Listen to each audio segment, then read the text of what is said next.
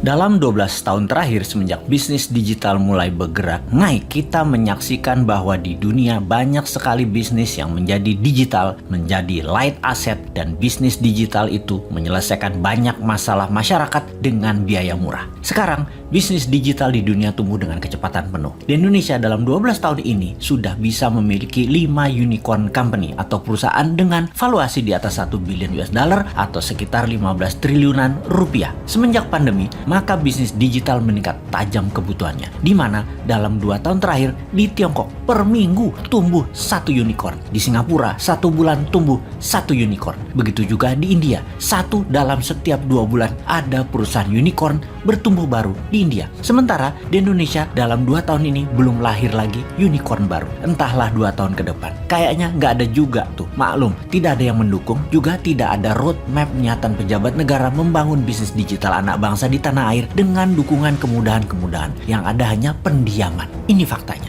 Kalau dilihat dari sisi bisnis, bagaimana kita melihat hal ini? Apakah orang Indonesia itu tidak kreatif yang bisa membuat masalah besar diselesaikan dengan teknologi digital? Atau regulasi pemerintah yang memang terlalu fokus di politik dan terlalu memikirkan pencitraan sehingga lupa mengangkat sendi bernegara lainnya seperti ekonomi, budaya, sosial, pertahanan, dan keamanan? Terlalu politik, sangat politik, serta politik adalah segalanya yang harus didulukan. Sungguh, unicorn ini berciri satu hal, semakin besar problem yang di-solve, semakin besar masalah yang terselesaikan. Maka semakin cepat perusahaan digital itu bertumbuh serta dibutuhkan karena memang menyelesaikan masalah-masalah besar tadi.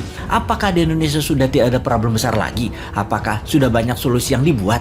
Atau malah kebijakan mengebiri banyak gerakan kreatif masyarakat? Contoh, data di lapangan ada puluhan ribu pendaftar minta sertifikasi BPOM yang sudah tahunan gak keluar. Bagaimana UKM mau maju kalau demikian? Ini adalah salah satu contoh pengebirian kreativitas. Ada sisi lain lagi, di mana di dunia bisnis digital harus menggunakan server nasional sementara kita minta zero downtime. Apakah perusahaan nasional milik negara tersebut berani kasih garansi, yaitu zero downtime? Nggak ada tuh.